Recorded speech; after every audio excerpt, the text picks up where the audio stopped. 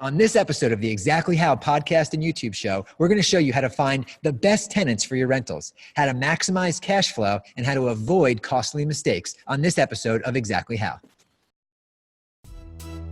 You're listening to the Exactly How podcast, where you'll hear the underground, closely guarded wealth building secrets of successful people around the globe.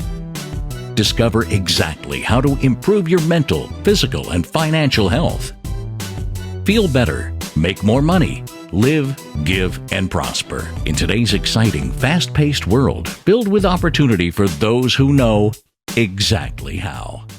Hello, everyone. Welcome to the Connected Investors podcast and YouTube show, Exactly How. During this episode, you'll discover exactly how to properly manage rentals. This is a very important topic. For those of you who are new, my name is Ross Hamilton, today's host and CEO of ConnectedInvestors.com. And today, we have the privilege to learn from a man who has helped Renters Warehouse grow into one of the largest single-family rental service companies in the country. It's a fantastic organization here that's growing very quickly. So we're really lucky to learn from someone who has helped with that growth. Prior to his career in real estate, he worked as a sales trainer for Tom Hopkins, and he got a call from Blackstone back in 2011 and went to work with them, out in Chicago. And he really realized that single family rental space was so fractured that someone needed to do something about it. So he jumped right in. I would describe our guest as very focused and loyal. Today, we have the privilege to learn from the one, the only, Noel Christopher. Noel, how are you? I'm doing great, Ross. That was an excellent introduction. I appreciate that. We need to save that one. Yeah, Use exactly. that on my podcast. There you go. And you know what we'll do at exactlyhow.com, we'll make sure to have links to all of Noel's resources. He does some really great things on LinkedIn, has a good podcast. He has a wealth of knowledge and kind of debunks the false narratives that are out there. So this is definitely a guy that you want to learn from and follow. So Noel, let's before we jump into exactly how to manage properties, you contribute a lot of your success to having played sports at a real high level in your life, from rugby to ski racing. Why do you think that's played such a big role in your success?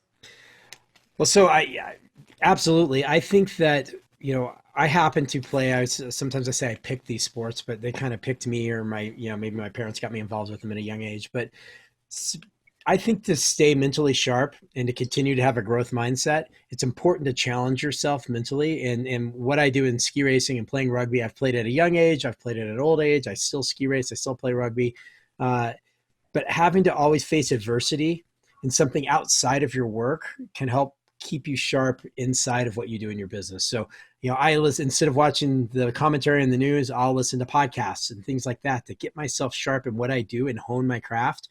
But beyond that, outside of that, something I'm passionate about, and it doesn't have to be sports. It could be anything else. But sports and athletics sometimes can really challenge yourself mentally. You have to overcome adversity, and many times in ski racing, it's just you in the course, and although you're racing other people, it's you in that one run, and you have to have mental clarity, mental fortitude, and it just keeps you sharp in everything else that you do. Yeah, absolutely. And a lot of that is you're overcoming fear. Yes. Let's face it, when you're going down that mountain at, 50, 60 miles an hour, I mean, I don't know how fast. Yeah, that's it. That's about it. Yeah. I mean, your mind has to be right where you are. You have to be present. Absolutely. You have to be present, and you learn how to focus and really just condition yourself to set aside everything else. And it helps in life in general, and to know that you can overcome obstacles as that adversity comes to you, that you can overcome that. And then that bleeds into your personal life, into your business life. And it's all about that growth mindset. It's all about that growth mindset. The growth mindset, my background is I used to compete semi-professionally in BMX freestyle. Oh, awesome. I rode with Dave Mira and Ryan Nyquist. Yeah. They both lived in my town. Ryan Nyquist actually lives in Wilmington, North Carolina again. So to pedal full speed at a jump and say, hey, I'm going to, spin around and throw my handlebars. I mean, you got to get over a lot of mental naysaying that happens. Well, the consequence is huge, right? Yeah. Same thing with skiing. The consequence of being off a little bit is huge. So it pushes you to really be precise. Yeah. And you know what? It's funny. I'll just touch on one more thing. If a week went by and didn't come home a little cut up or limping, it meant I wasn't trying anything new. Yep. I wasn't like pushing myself. So I'm like, I'm fine this week. It means I didn't push hard enough. So there's sometimes when you fall and you get up, you're like, that wasn't as bad as I thought it was going to be. Right. And then you hit it the next time. So I really appreciate your background there. Awesome. It resonates Thank you. with me. So for everyone who's here, what makes the Exactly How Financial Freedom Podcast unique is every show comes with a detailed action plan and steps on how you can implement exactly what we're talking about right here, right now. So you can go to exactlyhow.com and download those notes. In addition, every show we give away our $3,000 PIN software that allows you to find the most motivated sellers in any market. So you can find deeply discounted properties to fix and flip or to buy and hold and then let Renters Warehouse manage for you. So if you're watching this on YouTube Live or on Facebook Live, go to exactlyhow.com right now. Go ahead and throw your name into the hat. And what I'm going to do here is I'm also going to give you a copy of my book here, The Inside Guide to Funding Real Estate Investments, when you visit exactlyhow.com and check out this episode's show notes. You don't have to go to Barnes & Noble and pay $22 for it. I'm going to give it to you for free just for visiting exactlyhow.com. So I'm really excited about this show here, Noel, for a lot of different reasons. And let's just start with kind of defining what it means really to be a property manager. As we're going through this, are you talking about managing lots of properties, one property? Who are we talking to during this show? So everyone, I mean, we manage about 22,000 homes. We do that for about 14,000 investors, and most of our investors own one or two houses. A lot of them came from the accidental landlord world during the last recession, and now many of them are now intentional investors. And some of them own hundreds of thousands of homes. Some of them own a couple, and they use us for a lot of different reasons. It could be that they're far away from the house that they own. Many times it's just because they realize that there's efficiencies that can be created that it's really hard to do for yourself. And I'm not against self-management for a period of time, but if you're going to treat this as a business, which it is, if you think about it, it's a business, it's got income, it's got expenses, it is a business, then there's certain things that by having a professional property manager, you can leverage for example, with us, our expertise and scale that we have and efficiencies we've created by managing so many homes onto your own house. And the final thought on that is that the past 7 or 8 years has been gravy for a lot of people. Now that yields are getting compressed and things are getting a little tougher, there's a lot of things that you didn't realize you were losing money on, or you're losing a little bit of money along the way and it didn't matter, and now it matters. So those efficiencies are so important. And that tenant experience, that's your customer. Mm-hmm. That's where your money's coming from. That tenant experience is so very important. And there's a lot of things that can affect that retention. Yeah. I look at every rental as its own business. Yep. Every rental has its own pro forma. It has its own financial statement. So you can't half-ass it when you're trying to manage properties. And if you don't do things right, you can get sued big time.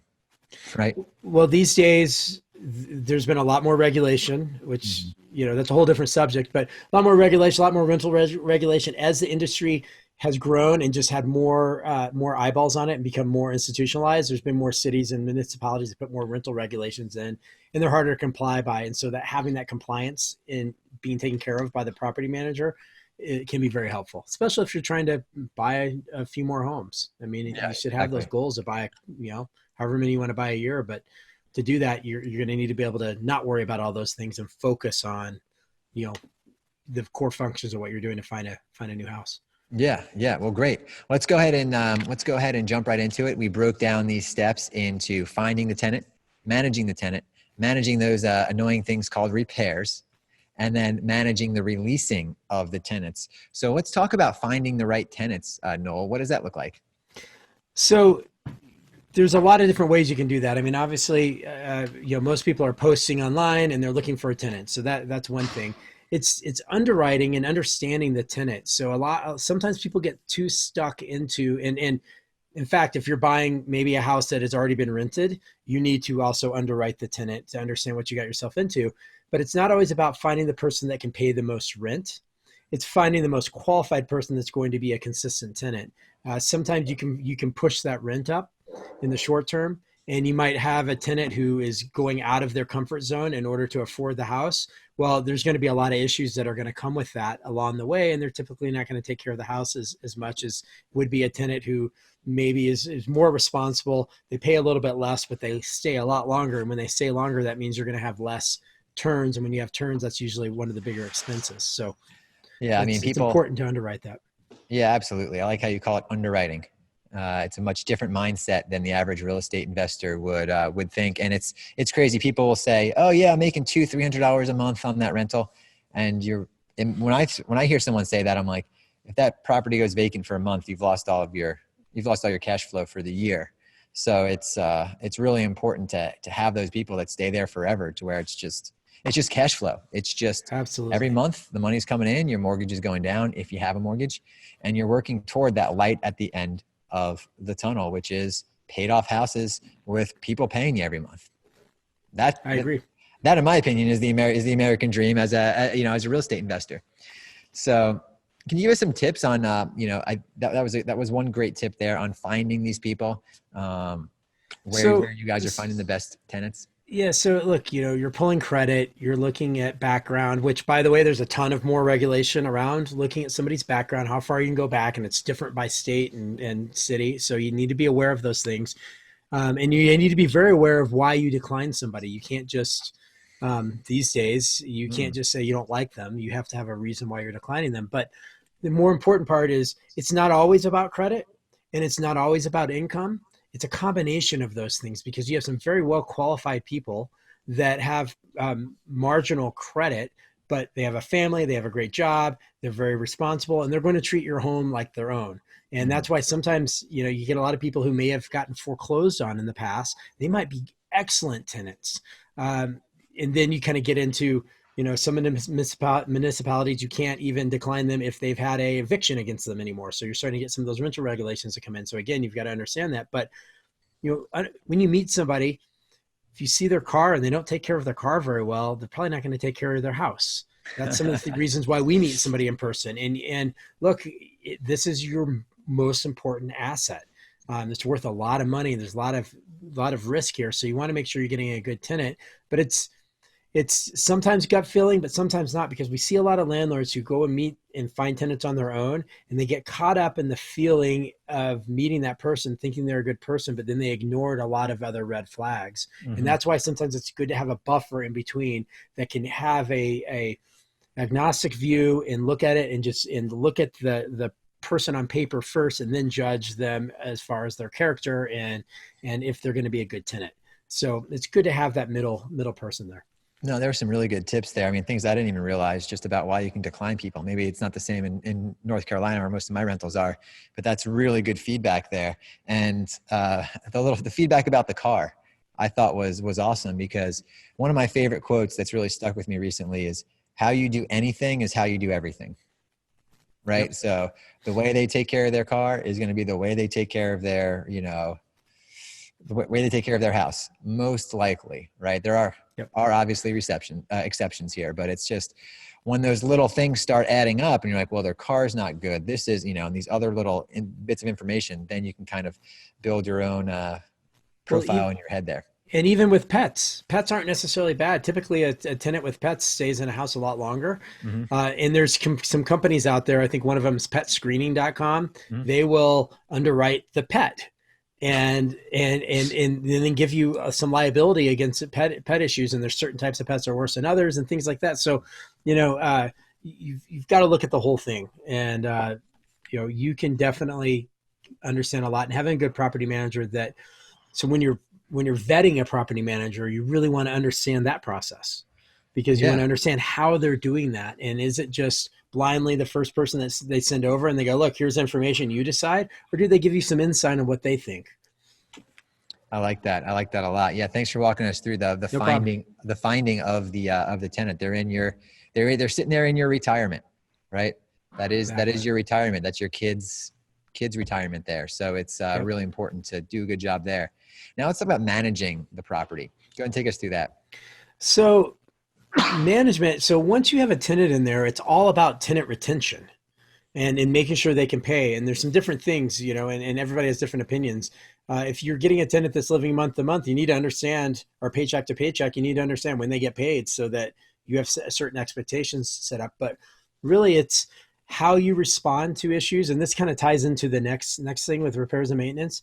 How you respond and how responsive you are to issues that come up directly affect the tenant retention.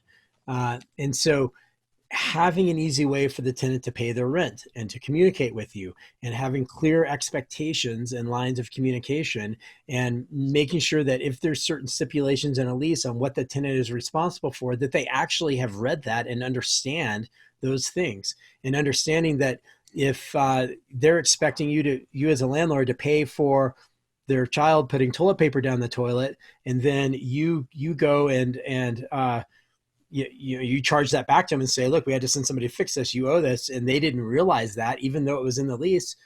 Look, it's transparency and expectations are so important on both ends. And then understanding your expectation of your property manager, how they're going to communicate with you, because it's not always getting it done the cheapest, it's getting it done the fastest and fixing things and stuff like that. So that kind of segues into the other thing, but having that clear communication, having the tenant for a place where they can go and get resources, as well as pay the rent and understand, those expectations and lines of communication, is very important. Yeah, no, that's good stuff. And we're going to talk about managing repairs here in a second. But you said something that was near and dear to my heart. When I first started as a real estate investor with, no money, no experience, I always tried to find like the best deal on everything. And what wound up happening is it always wound up taking me more time. I had to redo it over and over again. But back then I had tons of time and no money. So it wasn't an option. But as you start to mature as a real estate investor and you have a lot of money and you have less time, you want to get it done right and have the right professionals in there. So it's just done. And then it's, I like to say I have one throat to choke. If something goes wrong, I want one person I can talk to that I could, I can talk to about a problem. Not someone doing this, pointing to someone else who's pointing to someone else. So, and it's about the customer experience, and your customer is a tenant. I never thought of a tenant as a customer. So that's really, that's really interesting. I like that a lot.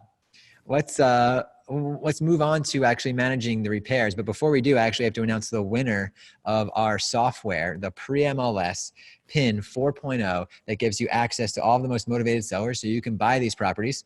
You can go ahead and use the information in the book I'm giving you at exactlyhow.com to fund the properties, or you can just go right to privatelenders.com if you need money, privatelenders.com.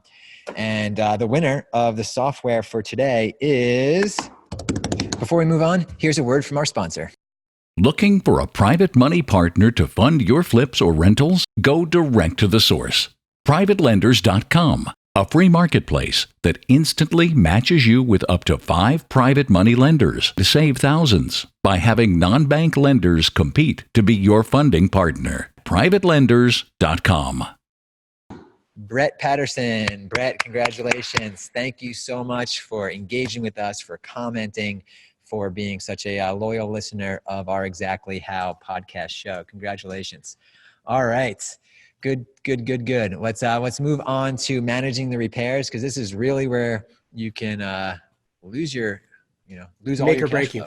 Yeah, make or break you right here. So one of the number one issue that owners have with owning rental properties is the repairs and maintenance. Mm-hmm. It's a consistent issue, and there's a lot of different factors, whether it's shortage of qualified labor, it's not being able to get somebody in there as quickly as possible. So again, it's all about that customer experience. It's all about that tenant experience. So if a tenant calls and says, hey man, my heat is out, and your property manager says, okay, it's going to be, $500 to get this guy over right now. And you look up in the phone book, find a guy who can get there in 4 or 5 days rather than 1 day. And then lo and behold, you're 3 months out from renewing your lease. You could have an issue with that tenant, because that tenant, that experience that they have, that if you're on top of things and you fix things in a timely manner, they're going to, number one, take care of your house better, and they're going to be more receptive to a rent increase when they renew the lease. Because if somebody's been a renter for a long time, everyone's had a bad landlord and they've had issues. So it's so important to, again, back to what you're talking about, it's not about finding the person to do it for the cheapest. It's about finding somebody to get it done quickly and properly, and also for a price that is, that's right. But usually kind of throw that out the window, because 1 month of not having it rented is is going to be way more than what you paid for to get something fixed. So it's really important to do that. And so having the clear lines of communication, and then understanding, if you have a property manager, how does a tenant communicate that maintenance issue? How is that communicated back to the owner, and how quickly do those things happen? Are they keeping it on? Is it somebody just calling up and handling that stuff? Do they have handymen? Another issue you find is that sometimes you could have a couple of problems in a house, and if you send a handyman over, they might be able to fix 3 or 4 different things, because they might walk into the house and tenant goes, oh yeah, by the way, we have this issue with this light switch and this little thing here, and they can fix all those things. Whereas if you're sending a trade in for each and every issue, there's going to be higher costs. So having a good handyman, whether you self-manage, whether you have a property manager, is very important, because they can handle 60 to 75% of all of the issues that might come up. Yeah, absolutely. That's it's always nice while they're there, just knock it out. Well, right? and I mean, yeah, go ahead. do you like proactively send people out every so often? That was my next point. Yeah. So, Okay. so understanding, being in the house on a consistent basis is great when it's when it's a good time to be there. I mean, so for example, we do a move in and move out inspection, video inspections, and then we have one random time that we can send somebody over to look at the house. And for example, if the tenant pays late rent, maybe you should do an inspection just to kind of set the tone and expectations of how this relationship is going to work. And so having the eyes on the property and having the condition reported back consistently. So if you have a handyman go into the house and there's 5 dogs and there's only 1 dog on the lease, and there's, stuff's getting torn up and the house is getting destroyed, it's a good time to have a conversation with that tenant so that you can fix that, resolve that issue before it becomes an issue. Because typically as they start not taking care of the house, when you get to move out or release or whatever, they stop paying and you've got all kinds of issues. So you just need to keep on top of it. And it's that broken window syndrome, where if you just let things get in disrepair, it just gets worse and worse and worse. And I mean, that happens in the house I live in now. If we don't fix things, it just starts kind of getting, worse. So you've got to keep on top of things. Yeah, there you go. And it's nice to have a property management company to do that. But if you're not able to or don't want a property management company, you should be taking a lot of notes right now, because I know you're not doing these things. It's really tough to stay on top of this type of stuff if it's not all you're thinking about all day, every day. And you can leave yourself open to some potential liabilities if you don't get things fixed, like the heat fast enough, right? Absolutely. Well, Yeah. and also many investors at some point may sell their, I mean, I usually recommend for people not to sell, but when they do sell, knowing the condition of your home, knowing things like the age of the mechanicals, the age of the roof, the appliances, knowing all of that information is only going to make things better. And look, this is a business, so you should know the health of your business at all times. And if you're just out there just kind of not knowing about the house, there's going to be stuff that comes up that's going to surprise you on the capital side of things, on the expenses, because now you have instead of a little bit over time repairing it, you have a big expense, and then that's going to cause more issues. And that kind of leads into the next subject for sure. Yeah. And remember, if you're watching this, you have any questions, right on YouTube, you can just search Connected Investors in YouTube, or on any of the podcasts, you can search Exactly How to find us on the podcast. Make sure to comment in the YouTube thread. Let us know what you're thinking. Let us know what you're learning. Let us know what you want to learn. And remember, in the description of the YouTube video, we have a lot of great links there. And we're taking all this information and we're compiling into a blueprint for you to be able to read and review and at exactlyhow.com. So let's go ahead and talk about managing the release of your, not tenants, but customers. Yeah. So you have these inflection points. You have these points when you're owning a property, and that period of probably 90 days or more, a little bit more, before you're going to release the house or before you're going to have a tenant up for renewal is so important for all the things that we just talked about, on that retention, on being very responsive to them. Now you get to the point of either renewing or releasing a house. You need to start having that conversation at least 90 days before. Because the best scenario that you want to have is know that a tenant's going to move out. You've inspected the home. You know all the repairs that need to be done. You set all of those things up for the day that tenant moves out. and you get them fixed very quickly, get the home back on the market, and you have as low of downtime as possible. And sometimes you can pre-lease it, and it should always, or you can pre-market it. You should always have that as a clause in the lease that you can pre-market this house, and you want to be respectful for the tenants. But if you're going to be doing that, then the tenants know that you're looking at the condition of the house constantly. So they're going to keep it cleaned up and very nicely clean. So when they move out, it's just going to be a better situation.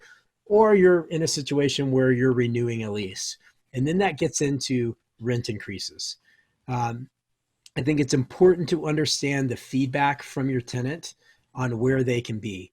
And if you've got a good lines of communications and the landlord or the property management has a good line of communication with the tenant, they can get some information from that tenant of like, look, I can pay a little bit more, but the way my budget is, I'm kind of at my limit. And you may look at it and say, well, I could get $50 more than that on the open market. You might, but now you're going to have that tenant leave. You're going to have to clean the house up. You're going to have to repaint. You're going to redo carpet. You're going to do all these different things, which some of them you may do on a release as well. Because one thing that you can do when you're releasing the home is say, look, we're going to raise the rent by $50. And they're going to say, well, I'm not sure I can do that. And you say, well, is there anything that needs to be fixed in the house?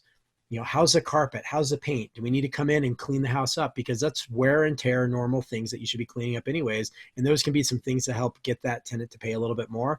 And how responsive you have been and how well you've been taking care of the house will reflect directly on how much they can pay or how much they'll be willing to pay. And so it's not always about, rent increases are great and it's part of your ROI strategy, but you want to be careful. You don't want to try to push the upper limits every single time, because if you had a great tenant, there's no guarantee the next tenant's going to be as nice as that one. Yeah, exactly. Well, that's really good feedback. Anything else you want to talk about as far as managing the release? Yeah, I think that just the most important part is to quickly assess and have the house prepared. If you can line up all of your trades for the day that person moves out, that you've got people in there fixing the house up, it is a great return on your investment, because the less downtime you have, the better it is. And if you're pushing the rents $100, $200, and you can't lease that property, 1 month negates all of that rent increase. Exactly. So if you've got a good qualified tenant that can be a consistent long tenant, don't worry about that rent increase as much. Yeah. Keep that property rented, because you lose money quickly if you don't. No, I really appreciate you coming on here, Noel, and spending, sharing your decades of experience, especially in tens of thousands of properties that you and your company manage. It's really nice to have someone at your caliber on the line here. So I really appreciate you coming on. I appreciate that as well. Thank you very much, Ross. Yeah. So let me ask you a really important question now. Sure. What do you think your life would be like if you never found real estate? Would you still be out there skiing? Well, many years ago, I made a decision. I had gone most of my life thinking I wanted to work in the ski industry, and I did ski resort management as my major. I lived in Telluride. Did my internship in marketing there, and I was watching all of these people visiting the ski resort from other places, and I realized very quickly that I need to go out and establish myself and then be a customer of the ski resorts rather than an employee. Mm-hmm. And I've been involved in ski racing and coaching and all that kind of stuff. But I made the decision about 5 years ago to move from Chicago back out to Colorado. So now I'm living in Steamboat Springs, Colorado. I put it in my mindset that it doesn't matter where I live, that if I'm confident in what I'm doing, I can do it from anywhere. And here I am sitting in my home office, and this is my life. So it's out there. Out there in Steamboat. I went to those hot springs late night. Yeah. Man, oh man. The Strawberry Park? I don't know. They were the nude hot springs. Yeah. That's different. I haven't been to that one too much, but yeah, it's. I've heard some stories about the nighttime stuff. Like, you got to go check it out. It was absolutely beautiful out there. It is beautiful. I mean, Steamboat is a beautiful little town. It's a great town. Did some mountain biking out there, and it was a really good experience out there. So, do you have time for the rapid fire section of this podcast and YouTube show? Sure. Great. All right. On a scale from 1 to 10, how strict were your parents? 5. Get up early or stay up late? Stay up late. How many hours? Both, actually, both. But yeah, there's the answer. And here's the one that ties it together. How many hours of sleep do you get? 7 to 8 hours. Favorite or most recent book that you read?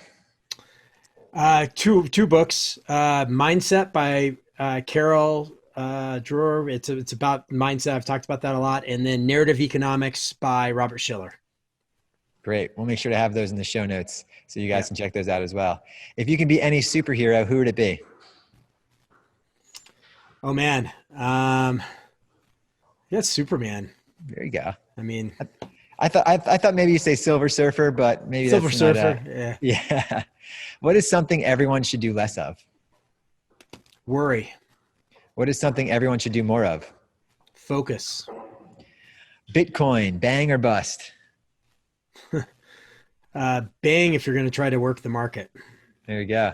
And will people visit Mars in your lifetime? I'm sorry, bust if you're going to try to work the market. Yes, people will visit Mars in my lifetime. They might not come back, but they'll visit. Yeah, absolutely. Well, Noel, again, thanks for being on the show. Yeah, you're welcome. Thank you so much for having me on, Ross. I appreciate it. Yeah.